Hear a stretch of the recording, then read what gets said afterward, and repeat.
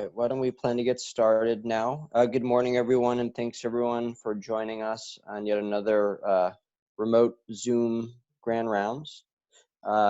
Today we will continue with one of our excellent fellow lecturers, and we will continue that throughout the month of June until we transition to highlighting some of our latter faculty's recent promotions.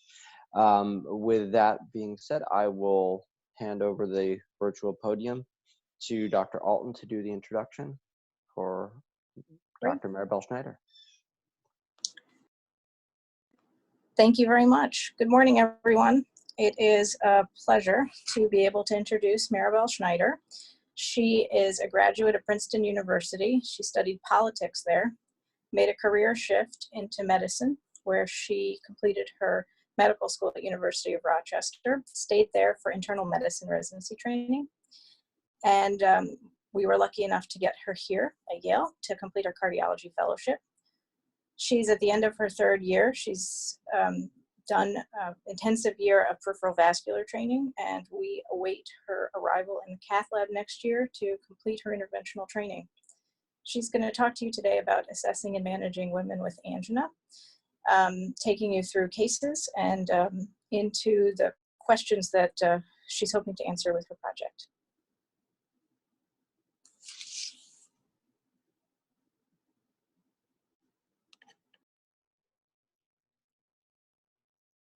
Am I up? You can hear me, right? Good morning, everyone. So as you can tell by the title slide, I'm going to be discussing this morning. I just want to have a conversation really about how we manage women that we see in our office, what their clinical risk factors are, and how we're doing by them. So the title of this talk is Assessing and Managing Women with Angina. And then at the end of the talk, we're going to discuss a little bit about what our efforts here at Yale have been in the past year with our Women First study.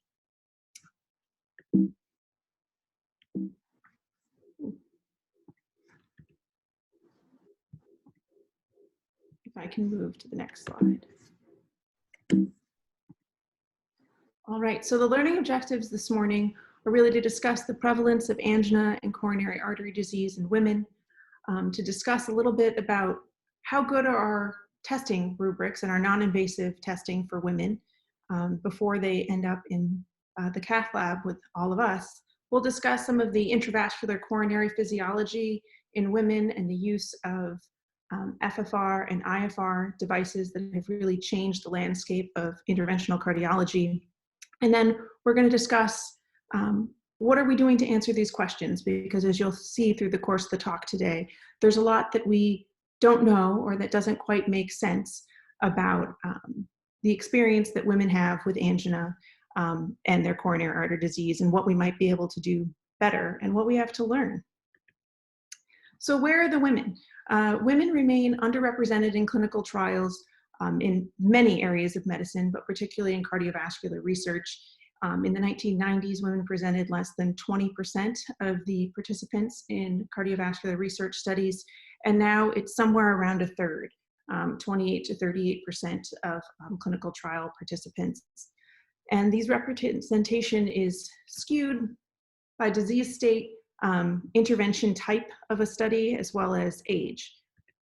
There's one study that looked at 740 cardiovascular trials, and this is a little bit of a confusing graph, but what it lays out is the median female to male ratio in those trials. And I want to direct your attention to the top of the screen by disease type. You'll see the huge outlier is that women are markedly well represented in pulmonary hypertension, and that is not my disease state. I could not explain that. But in pretty much every other area, including ACS and heart failure, women are less than half, 0.5 ratio to men. So not even less than half, but they're making up a quarter of the patients involved.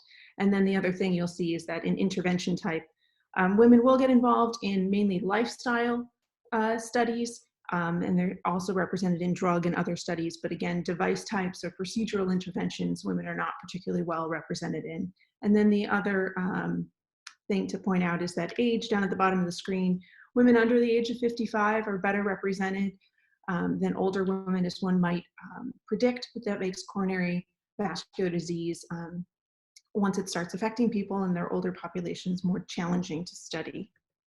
This is also, you might say, well, if they're only 25%, how many of the patients are they making up? So this is a participation prevalence ratio of women. Again, you'll see the outlier is really that women are quite well represented in pulmonary hypertension, but they're also a bigger prevalence of that population, and particularly poorly represented in heart failure studies, which I know some of our heart failure crew is very interested in, but also not very well represented in acute coronary syndromes and congenital heart disease studies. And then again, by intervention type, there's a decrease in women's participation in interventions and devices more than others.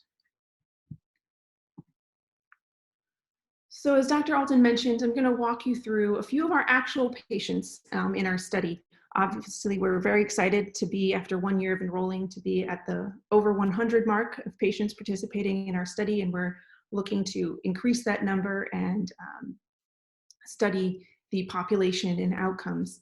But we've also discovered that with the number of tests and individual differences that go into each of these patients, we are really analyzing at the individual patient level each of their experiences and their management. And these patients really represent the whole bulk of our patients. So just to walk you through patients that we really see every day in the clinic, and how we manage them and how we're making those decisions, and are we doing the right thing by them. So this is a 73-year-old white woman. She presented with dyspnea and chest pain on exertion that occurred intermittently, radiating to the jaw. Her additional cardiovascular risk factors are hypertension, hyperlipidemia, and elevated BMI. She did undergo a pharmacologic SPECT stress test. And for all my nuclear friends, I will orient you. This is our typical pharmacological SPECT stress pictures that we see in the lab. We have our short axis images going from apex to base, our horizontal long axis from inferior to anterior, and our vertical long axis from septum to lateral walls. And this was read as having a medium-sized, mild to moderate intensity anterior wall perfusion defect that was felt to be consistent with soft tissue attenuation. One of the things that goes into all of our nuclear studies, especially here at Yale in our Lumetics, you'll check off the boxes for what is the pretest probability and the pretest likelihood of these patients. And one thing that I want to point out here is that, yes, we see that the pretest probability is categorically lower for women compared to men across the board.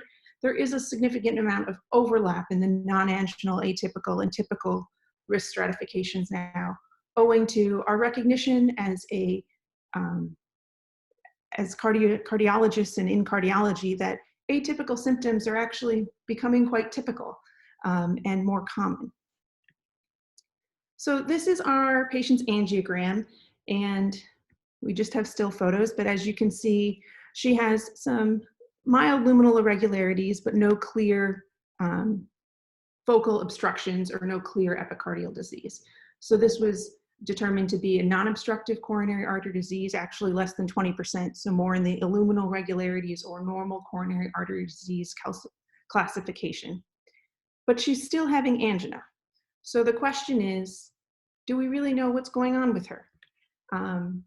So the prevalence of angina and coronary artery disease in women is a really interesting area, because we have to think about it a little bit differently. I think we see women with a lot of, and all patients with a lot of different complaints that we consider maybe atypical or typical, and they're persistent complaints. And the issue is really,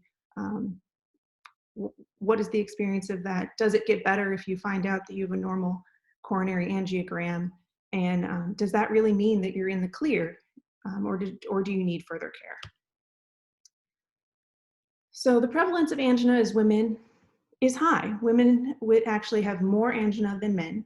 The ratio in the United States is about 1.4, and it's more common in non-whites than whites. And what we know about angina is that angina alone portends worse outcomes.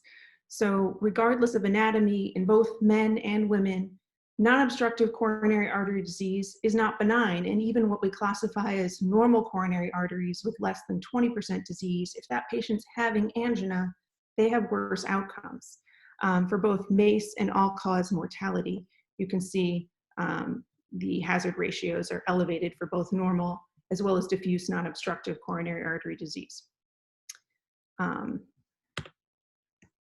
so the question really becomes, do we need better methods to risk stratify who's coming to the catheterization lab? Because 84% of patients that come for elective catheterizations, and this is from the Cath Lab Data Registry back in 2010, so it's a little bit older, 84% had had non-invasive stress test imaging prior to arriving in the cath lab, and still 62% of those patients had what was described as non-obstructive coronary artery disease. And again, what we see even in our VA population, this is mainly a male population, but you see that even non-obstructive coronary artery disease has a higher risk of mortality and MI at 1 year in the VA. And this is something that's reproduced. It's not a one-off study, but that we routinely see that obviously the highest annual MACE rates are in patients with obstructive coronary disease, but non-obstructive coronary disease is not negligible. Patients with non-obstructive coronary artery disease have worse outcomes. And I don't think that we totally know how to explain that, though there's obviously a lot of areas of research that are looking at it. And in women in particular, this is an ACC and CDR registry. Women with both stable ischemic heart disease as well as ACS have lower rates of obstructive epicardial disease compared to men, which is what we expect from what we've learned. Here, the top graph A is stable ischemic heart disease, and the bottom graph is in events of ACS, that you still see women with a lower rate across all ethnicities and races of obstructive heart disease. But again, that doesn't mean that they have better outcomes. So this same study actually looked at in-hospital mortality rates with stable ischemic heart disease as well as acute coronary syndromes. And across the board, women are the white bars. Women have a higher mortality rate than men in hospital, despite having less obstructive coronary artery disease. And I challenge you to just sit with that for a moment and really think, what does that mean? Because it doesn't really make sense to me, and I don't think it should make sense to all of you. So the best data that we have for long-term outcomes for women is from the WISE study. And that showed that these are in patients, women that underwent angiogram. And this is a women-only study, so there's not a male comparator group within the study. But that showed that all-cause mortality for all comers was increased at 20%, and cardiovascular mortality was increased at 12%. This is at 10-year follow-up. Patients with obstructive coronary artery disease had 36% all-cause mortality. And patients with non-obstructive coronary artery disease still had a 13% increase in all-cause mortality. And again, also had an increase in cardiovascular mortality of 11%. So the question is really, why is that happening? Do we understand it? Can we really attribute it to other things? Can it really be contributed to microvascular disease? Or is there something else about the physiology of women that might be different that we don't understand? So to bring you back to that first patient, 73-year-old woman, chest pain, normal luminal irregularities on coronary angiogram. And what do you do for her now in the clinic? Is she good, free to go? We like to give the reassurance, your heart looks great, it's not gonna be your heart, go on, but is she on all the medications? Have we done enough? If she has recurrent angina, which sometimes up to 40% of women will have recurrent angina with non-obstructive disease, she is a higher risk. And she has a higher risk of all-cause as well as cardiovascular mortality, even with the data that we've shown here today. And that risk is further increased if they're in that non-obstructive category of 20 to 70% or less than 50%, depending on the study that you look at and how they define that. So non-obstructive coronary artery disease is not an all clear. It's not okay. Patients need follow-up, they need medical management. And the question is, do we need to know more about their experience? If a patient's having recurrent angina with non-obstructive disease, are we doing enough?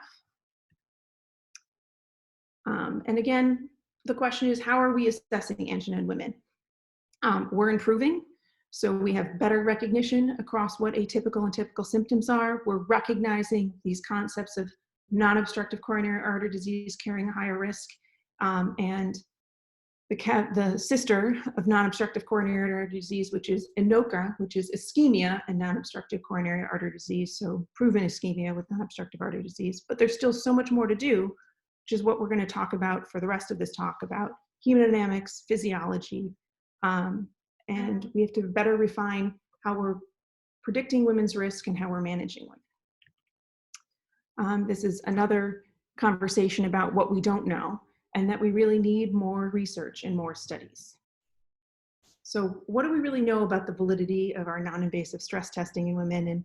And this is a nerve-wracking concept to take on in this group of heavy, intensive imaging cardiovascular experts. Case number 2 is one of our patients. She's also 73. She's a Black woman presenting with intermittent chest pain, with left arm pain and back pain. She has additional risk factors: hypertension, hyperlipidemia, type 2 diabetes, a BMI of 35. She actually completed an exercise treadmill test without imaging on the same admission. It was she completed 6 METs, which was a fair workload for her age. She was hypertensive throughout the exam.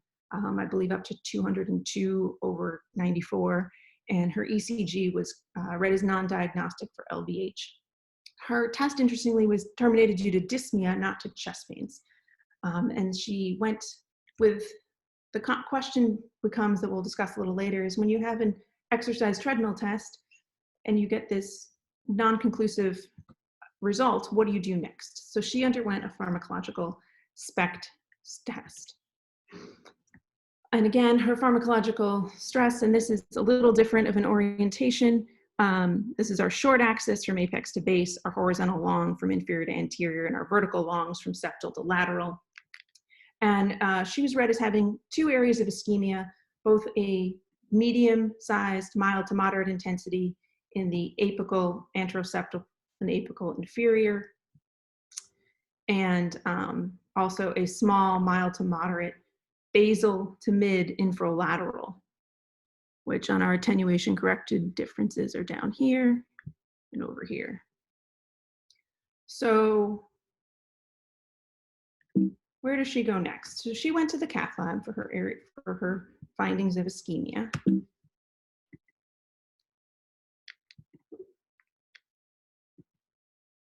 And you can see here, she has a tighter area, I believe, in her ramus that was considered to be a focal area of 60%. Her RCA, I only have you one image here, but there's a better image that shows that that proximal area is not particularly tight. So as is part of our study, our patients that are considered to have an intermediate range from 20 to 90% actually of disease are undergoing FFR and IFR evaluation. And she underwent both of FFR and IFR evaluation. Her FFR was 0.88 and her IFR was 0.92.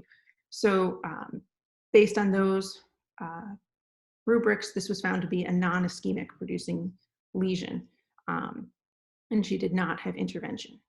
So one thing I wanted to pause here as part of her study and discuss is the gender bias and the utility of secondary stress testing. So this is another point to just think about in the office. You have this patient, she had the ETT, it wasn't totally normal. She has a relatively high risk based on her age and risk factors, and she did not have chest pain on the ETT. So there's a whole bunch of things to collectively think about. The point of this slide is to discuss that more often in a implicit association test that was conducted on, I think, about 500 cardiologists. They were given patient scenarios and asked what would their next step be. And if you removed gender and then added gender back in, more frequently patients that had abnormal test their secondary imaging was for women. If men had an abnormal test, they went to coronary angiogram. So we are more likely to do secondary stress testing on women. And in this case, she didn't have multiple imaging studies, so her risk was not increased at all. But that's something to think about when we're sending people for a SPECT and then a CTA or all these things, and they're getting their doses of radiation, and then they end up in the cath lab. That we've gone through all of those resources, as well as somewhat increased risk exposure.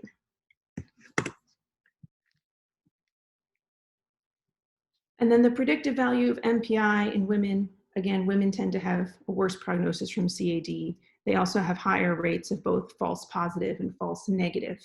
And one of the questions to discuss is, what does a false positive study really mean to you in an imaging modality? So this is a 2014 consensus statement about stable ischemic heart disease in women and how we should be both risk stratifying them and picking our imaging studies based on that. Again, ETT is still a good initial strategy. And then from there, depending on risk factors, really this article stresses the importance, particularly for premenopausal women, of stress echo or stress MRI to reduce radiation exposure. Class then for all comers, SPECT, preferably with CT attenuation or prone imaging, or PET is a class 1 indication for all comers.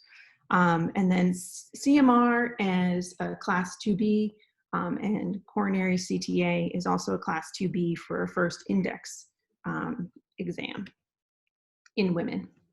So the pitfalls of non-invasive stress testing that we see are, like our first patient, breast tissue or soft tissue attenuation. Obesity can complicate the readings that we find on these nuclear imaging studies or coronary CTAs, and lung disease or poor exercise capacity can influence the exercise components. And then the other thing is radiation exposure, which, being in the cath lab, I only give a small pause to. And then, but certainly people that are having multiple testing over their lifetime, you want to be thoughtful of that. And then what do you do with a negative study, a non-diagnostic study with persistent symptoms, or this idea of a false positive, and is it really a false positive? The Pacific trial, as many of you know, compared multiple modalities of stress testing, and really found that the best for evaluating patients with new onset chest pain that was stable was PET stress test. And PET offers an additional effort of myocardial blood flow, which is one of the reasons that they really recommend it in women, because it helps with some of that idea that you have a normal perfusion imaging, but something isn't right, and having that direct myocardial blood flow assessment is useful. As we talk about the idea that patients with non-obstructive disease might have microvascular disease, but I don't know if that explains the whole picture. It might, but I think everyone wants to further explore that area. Coronary CTA, again, offers a great deal of promise. It offers better anatomic sensitivity and higher diagnostic performance for vessel-specific ischemia. But again, the overall evaluation of SPECT and PET for ischemia was considered to be better. And then cardiac stress MRI, which is something that I won't talk about too much here, but certainly Dr. Baldassari would like us to do more. And for us, for Women First, we would love to have some stress MRIs, because it would have great information and a great ability to look at the vessel wall itself, to look at plaque, to look at some better ideas of what might be a different physiology to these patients. So something to think about when you're in your office. Should you do a stress MRI, and can you get that done on your patient, particularly if she's premenopausal? So again, the summary of this patient is, what does a false positive mean to you? And what are you learning from your functional stress tests? Are you picking the best test for your patient? Are you going to get the information you want in as few tests as possible? And now we're going to move on to talking more about, that brings us into our invasive coronary assessment of these patients. So case number 3, this is a 43-year-old Black woman presenting with somewhat atypical subclavicular chest pain, but she does have a history of coronary artery disease. She had a PCI to her diagonal in her 20s, which is unusual, probably makes you think of dissection, or that's the first thing I thought of. But she is a longstanding type 1 diabetic that's not particularly well controlled. She has hypertension and hyperlipidemia, and she underwent an exercise SPECT stress test. And again, I want to raise the point of what is her pretest likelihood of CAD? And the reason I bring this up is because we do those clicky boxes of this person's low risk or this person's high risk, and typically the default for a woman in her 40s with atypical chest pain is actually a very low likelihood of disease. But this woman obviously has a known history of CAD, so that kind of removes that. But she also has what's categorized in the 2014 guidelines on stable heart disease in women, women over 40 with peripheral vascular disease or long-standing or poorly controlled diabetes should be considered high risk.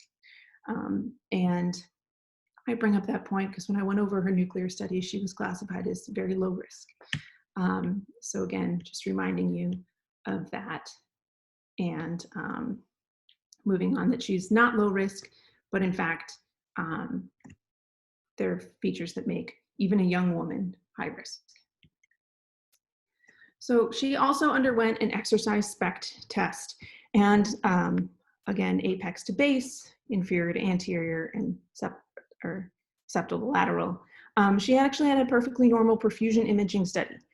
Her exercise ECG and exercise tests do give us more information and are recommended. Showed some, what we read as horizontal, and I think we can appreciate here, horizontal to upsloping, relatively deeper ST depressions of at least 1 millimeter in her lateral leads. So she went on to have an angiogram, and we know that she has abnormal coronary arteries at baseline. And so she had, we show all these pictures, but she had this eccentric area, and I'm sorry I didn't make it bigger on there, below her stent, distal to her stent, for which she underwent FFR. She had eccentric LAD, sorry, she did not undergo FFR for LAD. She underwent FFR of her long segment of her RCA. And that had an FFR of 0.75. She actually did not have IFR. Some of our patients in our study, for whatever reason in the lab, are not able to have both studies done, but she did undergo intervention to this. And again, she had those lateral ST depressions and a normal perfusion imaging study. Our fourth case is totally different patient, but similar question of evaluation. 80-year-old white woman presenting with intermittent exertional sharp chest pain. She actually ended up being diagnosed with severe aortic stenosis around the time of this presentation. And she also had risk factors of hypertension and hyperlipidemia. And she underwent also a nuclear SPECT that was normal. But she still went on to have a coronary angiogram. And the reason for that is not entirely clear. She was having continued symptoms, but I think it was actually part of her valve workup. And on that angiogram, she ended up having a tight mid LAD lesion. I don't think I still have the pictures of where they intervened on that. But her FFR and IFR were both positive at 0.74 and 0.8 in a somewhat diffusely diseased area of that vessel.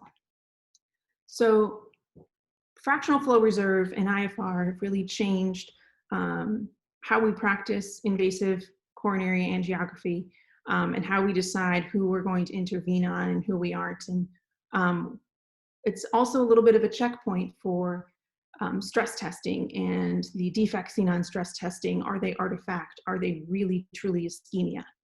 So fractional flow reserve performed during coronary angiography can identify ischemia producing narrowing by measuring the pressure drop across the stenosis. And the benefit is well established with a 30% reduction in major adverse cardiac events compared to visually guided angiography and a 68% reduction compared to optical medical therapy alone. So as a result, FFR is now a class 1 recommendation. And one of the things that we encourage in that intermediate population in our study so that we fully understand as best we can the hemodynamics of these stenoses in our female patients. IFR is akin to FFR. You can use the same wire. It's an instantaneous wave-free ratio that's been correlated to FFR. It demonstrated non-inferiority to FFR for functional assessment of intermediate coronary lesions. It's something that we also want to use in our study to better understand. We have come across a few patients where one is positive and one is negative, and the question becomes, what do you use with that? Again, with FFR, I don't think I mentioned, but we use adenosine for maximal hyperemia, whereas with FFR or IFR, you do not. So women have a higher FFR for the given degree of stenosis compared to men. And so what that means is visually, we look at a lesion, we think it's 70%. The FFR for a man might be 0.75, which indicates that it could be ischemia producing, and the FFR for a woman might be 0.82, with our cutoff being 0.8. And the question is really, does that mean that you don't intervene on it? If it looks the same, what are the outcomes like? So women have a higher FFR or less ischemia at the same visual stenosis compared to men. And the FAME trial looked at this, as we just discussed, in the intermediate lesions, that you can see men have a lower FFR compared to women, and that's actually somewhat true across the board, except at the very severe stenoses greater than 90%. So in this 50 to 90% range, and this is again what influenced us to say we'd really like people to assess between 20 and 90% FFR and IFR to look at those patients in that category of particularly women. And if it looks like it's 85% and it's saying that the FFR is higher, what does that mean? Does that really mean that this patient is not having ischemia or symptoms produced from this, what looks like a very tight, severe lesion? Or does that mean that there's a different physiology at play and maybe there's a different cutoff point that needs to be used for women, which is one of the things that we're hoping to look at in our own Women First study. And then again, this looks at outcomes. So FFR-guided, angiography-guided performance and coronary angiogram in men and women. Both men and women have equal outcomes. So FFR-guided PCI, based on those rubrics that you saw that women have higher FFRs at the same stenotic lesion versus angiography-guided, the outcomes are better in FFR-guided for both men and women than angiography-guided. So this is the SCAI 2018 consensus statement on the use of FFR and IFR and where it's recommended and particularly beneficial.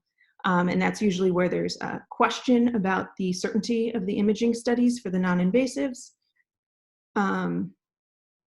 or an intermediate lesion are the main things. And it can also help in assessing sequential stenosis. As we saw on our one patient that had a long lesion in the RCA, visually it didn't look terrible, but on FFR, what looks like a visually less significant lesion over a longer territory will have a hemodynamic impact and possibly be ischemia producing. And our final case to discuss here today is another 73-year-old. Apparently that's our target age. I think our average age is actually 77. 73-year-old white woman presented with exertional chest pain radiating to the jaw. She had a history of a prior LAD PCI a long time ago, hyperlipidemia, and a BMI of 35. And she underwent SPECT. As you can see, she has a focal distal to her stent lesion in the LAD, and she underwent FFR with 140 micrograms of adenosine, and FFR, both were positive. FFR at 0.78 and IFR at 0.81, and she had an intervention. So this is that picture where it all goes together nicely. I think I missed her nuclear stress though. And that's the pictures of her PCI. So the questions that remain for us in terms of management of women after FAME and WISE are, why do women have less ischemia by FFR for the same degree of stenosis? And why do women have higher rates of all-cause and cardiovascular mortality at this 5 to 10 year longer-term outcome? What is unique about their physiology, about their disease state? What don't we understand about it? Where can we go from here? So what are we doing to answer these questions? So our Women First study, again, we started this in April of 2019. We've enrolled just over 100 patients. We were on hold during the COVID pandemic. So we hit the 100 mark right before then, luckily, and we're continuing to enroll. And I want to talk a little bit about what it is that we're doing, some of the interim results that we found, and how we'd like to expand it and where we'd like to go. And another thing I just want to chat about here briefly is, again, when we're thinking about women are not as fully involved in cardiovascular research as patients, to when you see that patient in the office, they're having the angina, you did the coronary angiogram, you did the stress test, you don't want to do a stress test every year. You're recommending all these things. One of the questions is really, is there something more that we can study and learn? And is there a clinical study or a trial or a research effort that's going on here at Yale that your patient might be appropriate for and that she can be enrolled for? And I know that's one of the things that as an academic research institute, we'd like to be more cognizant of and more aware of.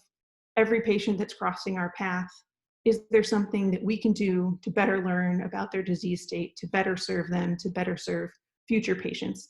And is there a clinical trial that is worth discussing with them? So for our study, our real plan was to evaluate the impact of gender differences in FFR and IFR and to better refine recommendations. And again, that's kind of expanded outward because we've obtained so much information about these patients that we have stress imaging data and questions about how we should correlate with that, and FFR and IFR and core lab data. And it's been really exciting to get all that information and to realize all the possibilities as we improve our numbers. So our inclusion criteria, again, were really broad. It initially also included acute coronary syndrome, plan for a non-invasive imaging and an ability to have those, and a diagnostic catheterization. So it's really not having a great impact on what is happening to these patients in the cath lab. Again, we're recruiting these patients at the time of coronary angiogram, so they're already on that course and that they'd be eligible for PCI. We also have follow-up information, so we consent them so that we can do phone call checks, see how they're doing in addition to following up in their chart as part of our prospective study. So that as we get further out in years, we'd like to have more follow-up. So now our longest follow-up is 1 year for a handful of our patients, and we're moving forward with that. Again, our exclusion criteria is severe cardiomyopathy, if they'd be ineligible to have FFR or IFR, left main disease, and then your general renal limitations, inability to receive drugs, pregnancy. So who actually is enrolled in our trial? Again, mostly our trial is women with stable or unstable angina that have had stress evaluations within the prior year, as close to the intervention date as possible. We wish that we had NSTEMI. We wish that we had patients that were undergoing stage non-culprit lesions. And I think adding the acute coronary syndrome component would be interesting. Those patients probably are not going to get FFR and IFR of those lesions, but perhaps in patients that are having a staged intervention to a non-culprit vessel, that would be really interesting information. So again, our demographics, our median age, about 70 years old, 100 patients. All of our patients are female, which I think is another point that, you start a project, you start it slow, you start it with limited funding, and you do what you can. I think it would be phenomenal if we could expand to include the male population and really all comers to the cath lab. so that we had a solid comparison. One of the criticisms, again, of WISE is that it's an all-female study that does not have a totally symmetrical male comparison. So the highlights here are most of our patients have high cholesterol, about half have diabetes, about 60% are smokers.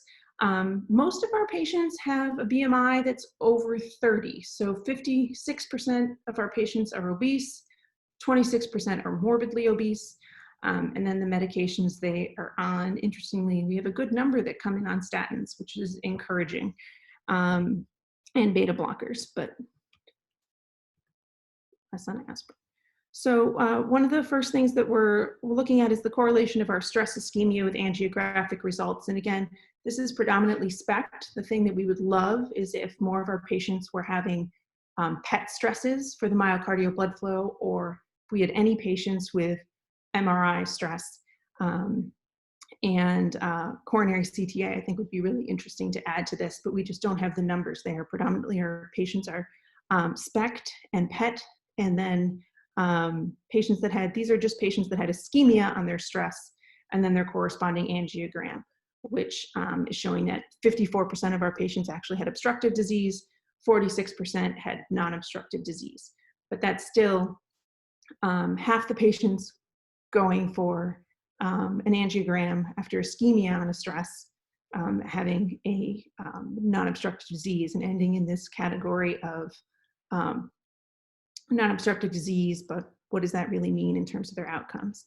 Another interesting trend that we're seeing that we hope to fully expand on a little bit more is the diagnostic accuracy of our PET and SPECT stress tests correlating with angiography.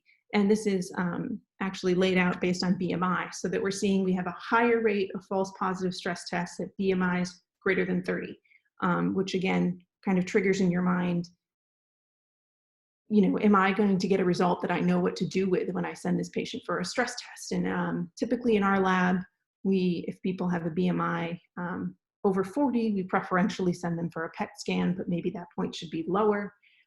Maybe we should consider stress MRI in these patients where the obesity issue can be a little bit less of an issue, or if there's another test to do. And one of our first correlations, we've actually been fortunate to have core lab involvement from Dr. Lansky's group for QCA and QFFR and QIFR, though we have fewer IFR numbers. And what we found is that we're kind of categorically overestimating visual assessment of our coronary arteries. So once we QCA them, we're overestimating, and the question becomes, what does that mean for our patients? Are we stenting people that don't need to be stented? And that's a hard thing to figure out until QCA becomes something that's available in the cath lab, but also another reason to use hemodynamic assessment of lesions. Again, this is our QCA and QFFR, and I think I have one more thing here. So the QFFR correlates with QCA in women for intermediate lesions. The physiologic assessment should be considered. So here we have degree of stenosis by QCA, again, severely stenosed lesions, and then vessel QFFR with the 0.8 cutoff. So these patients here that are above and below the line in that 30 to 70% range really might benefit from an FFR assessment prior to intervention. And then one of our more recent efforts by one of our residents who just left us to start his residency is Roy Tayutul, is our QFFR versus SPECT MPI. This on the left side is a study in men and women that compared CQFFR to ischemia on SPECT and no ischemia on SPECT. And next to it is our patient population with patients that had a ischemic core or ischemic CQFR, so core lab QFR less than 0.8. 45% showed no ischemia on SPECT, 55% showed ischemia on SPECT, which is less than the numbers we see. So are we missing some ischemia, which is a little bit of an unexpected result, but definitely interesting to look at about how we're evaluating them, what we think of our validity of our testing, and where to go from there. So where are we going with the Women First study? Again, we want to keep enrolling and keep expanding. Our goal is to have 100 patients with both IFR and FFR. As you saw from our results or from the discussion, predominantly our patients have non-obstructive, or about half our patients have non-obstructive coronary disease. Many of them do not meet the criteria set out by our study for that 20 to 90% range to undergo FFR, IFR investigation. So our numbers for that are lower, and we would like to ideally have 100 patients that have FFR and IFR for a great core lab assessment. And then we're expanding.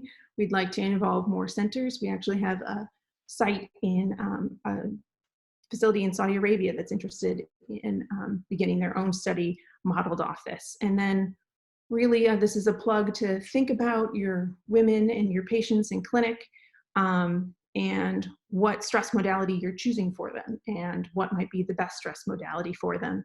And hopefully I'll win some friends trying to plug for PETs and CMRs, in addition to CTAs when appropriate. So in summary, I want you to take away a couple points. Apparently I didn't finish my second summary point. Women have higher rates of angina and non-obstructive coronary artery disease compared to men. I just want you to sit with that and think about that. And non-invasive imaging modalities don't have limited efficacy in women, but the selection that you pick on really matters. So thinking about what might be best if your patient has obesity, if your patient has a decreased exercise tolerance, if your patient has a physical, has larger breasts and might have more soft tissue attenuation. Those sound like silly things to think about, but those are worthwhile. Or if they have lung disease, and that might impact their readings. At similar levels of angiographic stenosis, women have less ischemia by FFR, so they have a higher FFR at maximal hyperemia. And despite having a higher FFR, short-term outcomes for FFR-guided PCI are the same in men and women by FAME. But long-term outcomes remain an unanswered question. So despite lower rates of obstructive coronary artery disease, women have higher rates of all-cause mortality and higher rates of cardiovascular mortality compared to men at 5 to 10 years. And what can we better do to move forward from that? So I challenge you to think about what stress tests you're doing for your patients, what their symptoms really mean, and if we can be doing better. And also, if there's a clinical trial that they might be excited to get involved with, if you discussed it with them or pointed them in the right direction, that might help us to better answer these questions in the years to come for the population. So a big thank you, number one, to all of our cath lab attendings, our fellows, our nurses, our radiation technologists that help make this study happen every day, setting up all the equipment and going through it. And also to our Women First team, Dr. Lansky is our sponsor, Dr. Alton's our primary investigator, and this great group. We couldn't do it without Scott, who is busy consenting all of our patients and scanning the cath lab schedule every day, and Dawn, our coordinator, and Yochi and Nick, who have since left us, and then Roy and Mauro, who was an Italian medical student, who all of our thoughts are with him, but I think he's graduating right about now. And he's back in Italy. And then a special thank you to Dr. Sitaro, who came up with our acronym, which is Women First, which stands for FFR, IFR, Revascularization Strategies Trial. And that's all I have. Thank you so much for listening, and I hope you'll think about when you see your women and patients in the clinic and they're having angina and you can't explain their symptoms with their coronary artery disease. Do we really know what's going on, or is there more that we could figure out for them? Thank you. Thank you, Marabel, for that great and comprehensive talk on what is a complicated subject that spans all of cardiology. It's fitting that today is the day you graduate. I think a lot of us would think you're absolutely ready to graduate, and open it up for any questions. Hi, this is Matt Berg. Yeah, I really appreciated the presentation. I think it's really excellent, and I think this is really an important study as we try to understand how things and why things are different for women compared to men. You know, one of the things as I've followed this line of research for many years, starting with the WISE study, with Barry Mercer's WISE study, one of the things that occurs to me is that the paradigm that we use for assessing ischemia is still predicated on a limitation in flow provoked by physical exertion. And where we're not doing potentially an important job is in doing a more thorough assessment of the circumstances under which the person, the woman is experiencing their angina or anginal equivalent symptoms. We know that from the literature that 1 in 3 women report some degree of physical or sexual trauma, lifetime physical or sexual trauma. And we also know that these types of life experiences alter autonomic tone chronically towards sympathetic activity. We know that sympathetic activity can drive vasoconstriction, especially under stress conditions, and that these types of conditions can even be provoked when a person is thinking about a prior major life stress. And so I think this is an arena that we also need to start including in this line of research, so that we can put the woman in their life environment context. And it may be that there's something about their physiology that's distinct, and likely there is, but it also might be that it's the combination of that physiology with their lifetime experiences of living. Thank you, Dr. Berg. I think that those are incredibly important points, and I think I'll just go ahead and speak for Dr. Alton and Dr. Lansky, but I think we would love to expand, and we would love to have some of the psychosocial components and factors come in there. I am raised at the University of Rochester, where we created the biopsychosocial model. So those are near and dear to my heart, and I think a tremendous impact of your work and Dr. Sufer's work on stress and cardiac disease and the impact on that. And if we could figure out a way to expand our study or create a new study and really become one of the Center for Women's Cardiac Research, I think that would be a phenomenal goal. I'm just going to put it out there for everyone. Marabel, this is Jeff Bender. Congratulations, an absolutely wonderful presentation, wonderful work, wonderful fellow, on and on. I had my usual question or questions about mechanism, and the reason that may be important is it relates to therapeutics, obviously. So there are a couple parts to the question. One is that one thing we know, there are a couple features of women with coronary disease that raise some questions for me. One is that the gender gap, higher incidence of coronary disease in men compared to premenopausal women, dissolves at menopause, as you know, and that's thought to be hormonally related. So it's probably estrogen related, but there's a second part to that, and that's women with PCOS who have a higher incidence of coronary disease as well. And we think that's probably an abnormal androgen to estrogen ratio, that's an androgen excess state in younger women.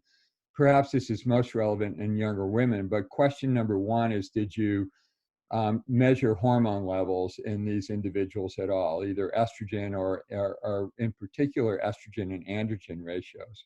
So that's number one. And number two, although I'm an endothelial vascular centric guy, the fact that women actually seem to have higher adenosine FFRs than men for the same level of stenosis almost makes it sound like it's something either other than or in addition to endothelial driven microvascular physiology. So the other possibility there that we rarely think about is that there's a cardiomyocyte, if you will, metabolic biochemical abnormality that's causing women to have ischemia at the level of the myocardium for the same level of flow or the same level of demand. And there could be an interesting, I think Arya's in the audience, there could be an interesting genomics analysis of that could pick out some biochemical metabolic abnormality. So I guess those are, there's one question in there somewhere. I'm not sure where, but.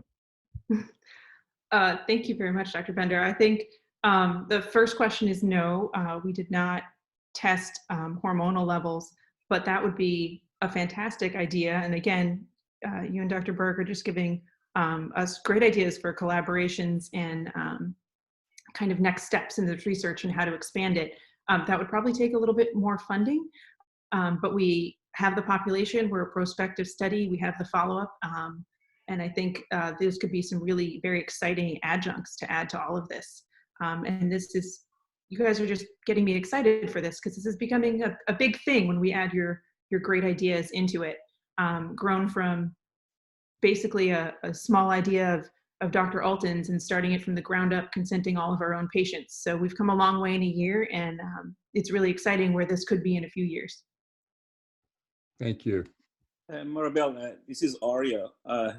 Fantastic talk. And I mean, I didn't want to talk, but Jeff actually mentioned some point, and I kind of want to add something to that effect, is that even though the genetic causes cannot be in myocardium, there are epigenetic studies have shown that even if the insult is from other tissues, such as fat tissue, liver tissue, that in the myocardium, so the myocardial studies have shown that in the myocardium, the open chromatin regions are different between ischemic and non-ischemic patients.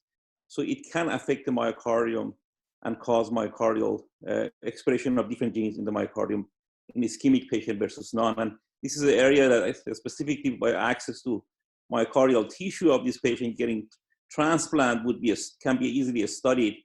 And I really encourage people who actually are involved in such studies to actually get together and do that study. I think Jeff's point is very well taken, and one should actually consider the myocardium in this process. Absolutely. Thank you for your great comments. And you're getting a little out of my wheelhouse with the basic science, but I'm excited to learn more. And I think we definitely love to expand where we're going so that we can I'm a clinician at baseline, and I just want to better understand what we're doing and better treat our patients. And I think based on your questions, I'm very pleased, because I think that this talk sparked some thought and sparked some interest, and hopefully all of us can take that away and be thinking of that as we go forth in treating our patients and what we're doing next. But I think we have great opportunities here to really make this great and to become a big center for understanding the pathophysiology of cardiovascular disease in women. I think that's really exciting and a great place to spring forth from. Any other questions? Marabel, it's Eric. Can you hear me? I'm not sure if Yes, I can. First of all, congratulations to you and the team. A wonderful study, and I agree that we need to work towards continuing to build from here to develop potentially even a women's focused revascularization program. I do have a question regarding the construct of FFR and IFR as it's applied nationally or maybe even internationally. And I kind of see FFR and IFR as potentially from a social perspective, a equalizer as it relates to opportunities for revascularization of women, because I think you've identified that based on the same anatomic visualization, operators might do different things with men and women. And I think we can have a long discussion afterwards if that reflects discrimination or a different understanding of the biology, or maybe misunderstanding of the biology in men and women. But I guess I was going to ask you whether there was data available from large cohorts that have evaluated whether for the same FFR-IFR on a national or international stage, whether men and women are revascularized to the same rate.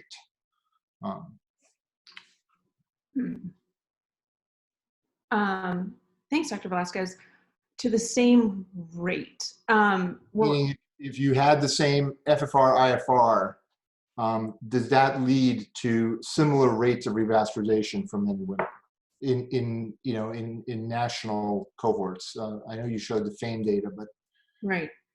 I don't know if I've come across that. I don't know if Dr. Alton, if you might know, but I haven't seen specific statistics comparing revascularization rate by FFR and IFR for men and women. Again, the FAME has some short-term follow-up outcomes of about 2 years that show revascularization based on the FFR has similar outcomes in men and women, even though maybe visually the women's lesions might look worse.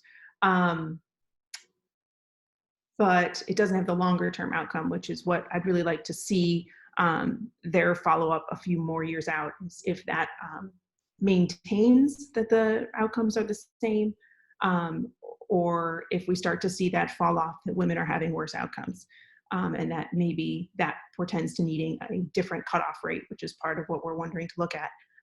But the actual rate of revascularization, and I agree, I hadn't thought about it from a disparity standpoint in the numbers itself, but there's a little, people are pretty good about following the numbers. There's a little discretion, right around the cutoff points, and I don't know the data on that. Yeah, before Elisa answers, what I'm trying to get at is does FFR-IFR remove operator bias, if that in fact exists, which I would assume it does? And I guess have there been any analyses that is in fact happening as we apply this in a national, international stage? So I don't know of any data that speaks to that, which is a really important point. The only thing I would point us to is the defined FLAIR sub-study looked by men and by women at differing values of IFR and FFR. And in that, they found that in general, women had fewer interventions if they were treated with either IFR or FFR as the discriminator, because they tended to have fewer ischemia-producing lesions, and that men had more interventions if they were investigated with FFR as compared to IFR. But in men, IFR showed fewer ischemia-producing lesions in men too. So it doesn't answer your question, but it gets to this issue that we are making big decisions for people based on a test. And to the extent that we believe the test is true, we commit someone to a course of disease. And the decision to do one test versus another, which may have a different result, depends on the bias of the person deciding which test to perform. So more objective data on which test is better in which population is where we're ultimately trying to go as well.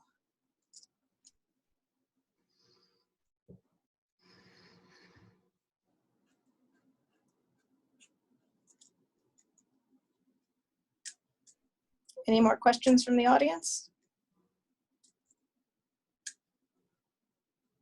Great. Well, I will share everyone's congratulations to Marabel on the day of her graduation. She has earned her dinner for 4. We look forward to seeing what you do after this. Great. Thank you, everyone. Congratulations. Yes.